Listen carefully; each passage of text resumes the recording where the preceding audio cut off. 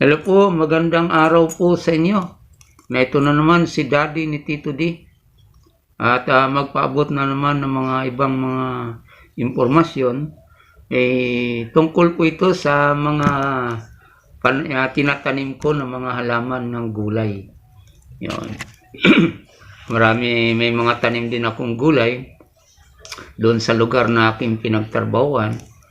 At habang may mga oras na pwedeng magtanim, nagtatanim ko ako. At ito, minsan ay nakikinabangan din yung aking mga tinatanim sapagkat pag uwi ko sa aming bahay, nagkadala rin ako ng mga gulay na hindi na kailangan bibilhin.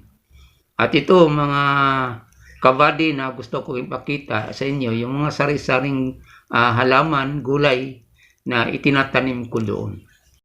Ito po, naglinis na naman po ako. Ito po ay luyahan. Luya ang tinatanim ko dito. At may nauna na nga po akong tanim na luya. May puno luya na po yung ilalim nito. Ito po yung nauna kong luya. Magkalapit lang siya. Ito nga ang nauna kong tinatanim. May laman na. Nabitak-bitak na. Mga luya. Siya siya. Malapit dun sa kamutihan ko. Ito naman yung tanim kong kamuti. Kamuting bagin. Yan siya. Hanggang doon siya. Yan. Kamuti. Mga ilang panahon naharbisin ko na rin yan. Tapos ito mga luya. Maraming luya niyan. Ito kamutihan ko. Gilid nung nakita ko nung nakaraan. Yan. Ito mga luya. May mga laman na ito. Ito pa nga. Lumabas na yung laman niya. Yan. Nabitak na nga yung puno niya. Yan. Hindi ko pa lang siya hinarbis. Dito ko rin kinuha yung pantanim. Yan. Siya. Pinataniman ko na yun. Yung minagamasan ko yung malinis na yan. Mga luyahan ito. May damo-damong kaunti. Puro yan may luya.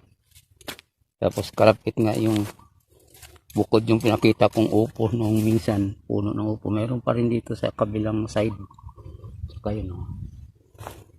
Puro may tanim na itong luya. Yan.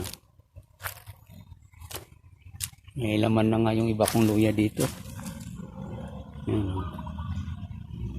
Yan. Puro mga luyahan na ito siya. Yan. Sa sunod ang tatanim ko naman yung luyang itim. Tatanim ko yan dito. Ito, malinis na dito. Pinalinisan ko nung nakaraan. Kasi pagka siya, ito pa. Harbisin na patang patula ko dito. Ang laki. Pinakita ko nung minsan. Marami pa. Mayroon pa dito. Mayroon pa dito sa ilalim. Nakatago lang. Yan siya. Nakita ko na sa inyo yung nilinisan ko sa sunod. Puro luyahan yan. May mga tanim ng luya yan. Ang iba kasi nauna kong tinanim. Maharbis na. Kailang kakaunti. Doon ko kinuha yung pantanim. Ito namang isa. Mamatay na ito yata. Ito yung yung wala nang bunga ito. Siniguelas. Ito naman po siniguelas ko.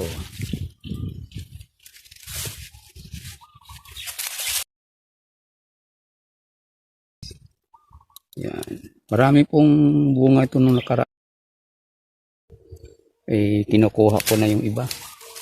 Mayroon pa sa ilalim. Nakatago lang.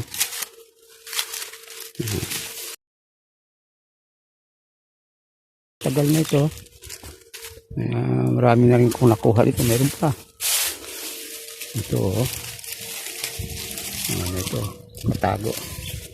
Sa mga ilalim. Ito pa sa kabila. Dami. Pala. Ito pa.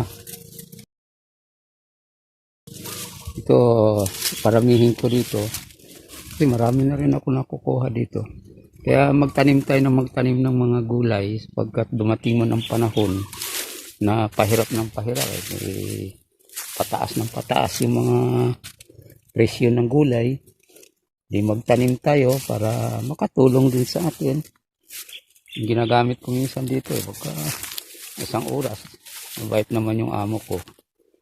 Kapag pasok ko, tanghali nga ako naglilinis, alauna, naglilinis ako ng konti.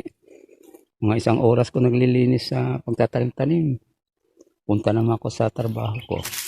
Okay lang din naman sa kanya kasi yung ibang gulayin ko, kinakain din namin dito. Tapos nagdadala ako sa bahay. Ito pa nga siya, mga luya ko dito. Hindi ko pa siya na-harvest. May araw kong malunggay, tamo.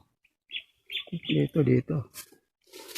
May tanim din akong malaki na rin ito, langka. Kasi pagka mamunga na yan, hari-sari, tanim ko dito, may malunggay, may dragon fruits. Ito, dragon fruits ito, tanim ko siya.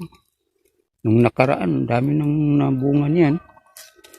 Nasa paso ko lang tinatanim siya, papasok na habang paso. Marami na rin nakukuha namin yung bunga. Yan. Dragon fruits po yan. Yun lang, pinakita ko lang sa inyo yung ibang pang mga tanim ko. At least makatulong din sa atin. Tanim-tanim tayo para makatulong din. Malaking bagay. Hindi na ako nabili minsan ng mga gulay. Meron din kaming kangkungan diyan. Kangkungan dito sa subdivision. Pwede naman kaming kumukuha. Yan. Kaya meron din akong tanim din kangkong. Meron nga akong tanim ditong yung kahoy na nara. Paglipat namin dito sa bahay ng amo ko, tanim kami nara. Yung sa aking garden. Para minsan silungan ko pagka 3 puno siya. Malaki na siya. Nung nakaraan doon sa bahay ng amo ko doon, tanim ako ng mga 30 puno. Ngayon malaki na. Nung umalis na kami doon, lumipat kami ako ng ibang puno. Nakadala na ako sa bahay. So nakadala na ako ng pitsay. Mayroon akong dala. May 2 ring patula. Bagaman maliit ito, may 3 akong malaki nakuha. Pero binigay ko dun sa aming kasama ko sa trabaho doon.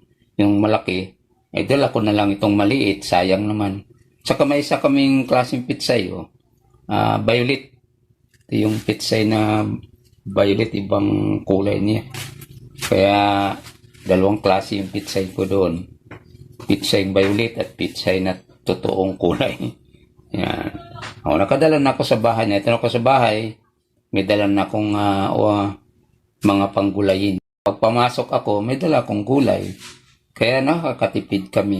At yun lang mga kabady, ang aking pinakita sa inyo na ilan na mga halaman at mayroon pang iba na mga halaman na hindi pa nakita. At marami, sari-sari yung mga halaman na aking tinatanim diyan. At nung nakaraan nga, napakadami akong okra at iba pa. Pero sa sunod, mayroon na uli ako. At yun lang mga kabady, maraming salamat sa inyong pag-subscribe sa akin. At yung hindi ba po nakapag-subscribe, pakisuyo na pakisubscribe kay Tito D TV. Muli, magandang araw sa inyong